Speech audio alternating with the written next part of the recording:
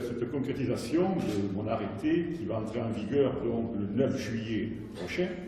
c'est-à-dire lundi, est le résultat d'une volonté qui va dans le sens d'une amélioration, me semble-t-il, très sensible de la qualité de vie des Coursanaises et des Coursanais, et volonté articulée autour de deux axes essentiels qui sont donc d'une part la sécurité et d'autre part l'environnement. Je tiens toutefois à préciser que dans un souci de préservation du bassin économique du Narbonnais, seules seront autorisées des dessertes certes locales pour ça, mais également extra-locales, et qui vont aller jusqu'au rond-point de la commune de Colombier dans l'Hérault, giratoire de Colombier dans l'Hérault, et qui vont s'ajouter à celles reliant Salles, d'Aude et Fleury-Mont. Alors pourquoi le giratoire de Colombier, où les panneaux seront implantés? Pour la simple raison que dans l'hypothèse où un transporteur routier manquerait le panneau donc à Béziers-Ouest, il puisse retourner à Colombier sans obligation de venir à Coursan parce qu'il ne pouvait pas retourner donc ensuite en cours de route. Donc les signalisations sont pas en place à ce jour et se situent en ce qui concerne donc, le département de l'Hérault, bien entendu avant l'entrée de l'autoroute Béziers-Ouest, et le rappel qu'il y aura donc sur le carrefour de Colombier que je viens d'évoquer. Concernant le département de l'Aude, là également il y aura l'implantation donc à l'entrée ou à la sortie de l'autoroute de l'Arbonne-Ouest, et avec un rappel donc au giratoire que nous avons entre l'Arbonne et Coursan, que chacun connaît bien ici. Et bien entendu ensuite, présignalisation sur l'autoroute, également pour compléter le dispositif, les panneaux donc, obligatoires qui sont implantés et qui sont implantés donc, aux 4 entrées de la ville de Coursan. Et donc ça lundi matin, en accord avec le département de l'Aude, avec les services routiers audois et départementaux, et avec la ville de Coursan, tous les panneaux seront donc dévoilés et l'arrêté donc entrera en fonction. Cette signalisation que nous avons mise en place, eh bien, elle fera l'objet, bien entendu, si nécessaire, d'adaptation.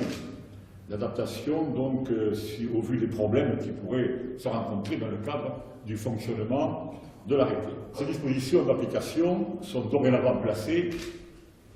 sous le contrôle de la gendarmerie nationale, je ne sais pas s'ils sont là, ainsi que de la police municipale locale, et ceci en liaison avec les forces donc, publiques héroltaises. Il va se dire qu'il risque d'y avoir quelques ratages donc, au départ, mais il faudra que rapidement les choses rentrent dans l'ordre. Je tiens à ajouter que dans les tout prochains jours, j'engagerai donc avec le préfet de l'Aude la seconde problématique routière qui concerne notre commune, qui est le passage donc, des convois exceptionnels de disposition qui, elle, est de compétence là de l'État. Mais il n'empêche que nous allons en discuter au niveau donc des horaires. Alors je voudrais remercier, dans le cadre de cette démarche qui n'était pas gagnée au départ, n'est-ce pas, parce que c'était assez lourd, il fallait franchir certains obstacles, le Conseil général de l'Aude qui a spontanément abondé dans le sens de mon arrêté, le Conseil général de l'Hérault pour son autorisation d'implantation donc des panneaux sur le public concernant, la préfecture de l'Aude donc pour l'émission de son avis favorable,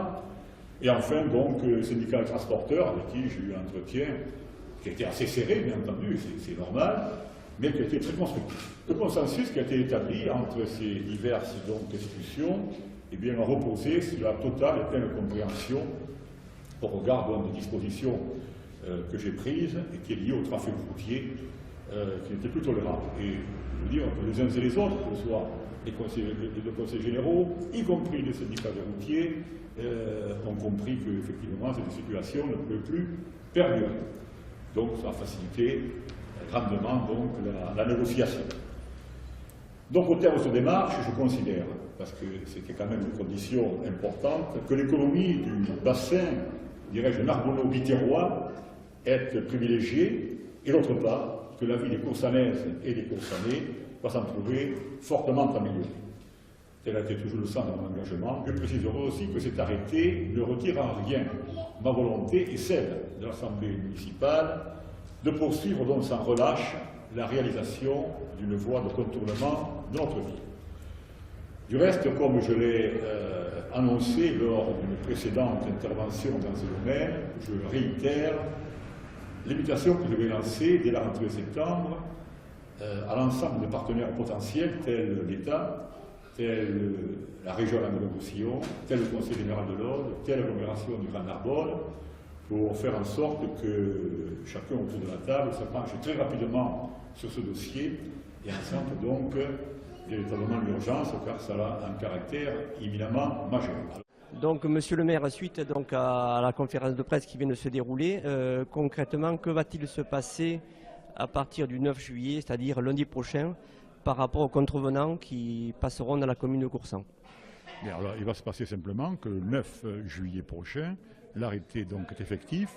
tous les panneaux sont mis en place, toute la signalétique est en place, et donc c'est aux forces maintenant de l'ordre, c'est-à-dire gendarmerie nationale côté Audois et côté Hérolté, police municipale au niveau donc de la ville de Coursan, d'intervenir pour faire en sorte que ceux qui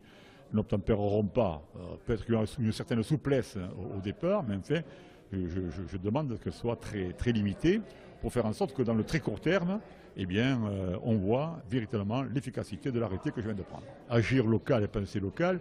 ça a toujours été ma versée ou un positionnement en tant que maire de Coursan. Et la décision que j'ai prise, moi, ça va dans le sens de l'amélioration de vie des Coursanaises et des Coursanais. Et c'est la raison pour laquelle donc j'ai pris cet arrêté qui est véritablement en caractère local ou légèrement extra-local, mais qui peut servir, me semble-t-il, de déclic pour aborder donc les prochaines rencontres, les prochaines négociations que je vais avoir avec tous les partenaires institutionnels pour mettre en place donc une véritable voie de contournement de Coursan, mais qui prendra aussi les communes de Vinassan, Armissan, et Salle-d'Aude et Fleury. Donc on va élargir le contexte là et on parlera donc d'une façon d'intérêt général plus large. Il ne pêche pas moins qu'au moins aujourd'hui, je me satisfais en premier temps de la décision que j'ai pu arriver à faire admettre pour faire en sorte que, eh bien, ce qui m'intéresse aujourd'hui en tant que maire de Coursan, c'est que la vie des Coursanaises et des Coursanais soit améliorée. Voilà. On ne peut plus continuer à vivre dans une telle situation donc, qui devenait empirique à très court terme, au niveau, comme je l'ai évoqué, de la sécurité et de l'environnement. Voilà. Donc, lorsque ce n'est plus possible et plus tolérable, il appartient à un maire digne de ce nom d'assumer ses charges, ses responsabilités. C'est ce que j'ai fait.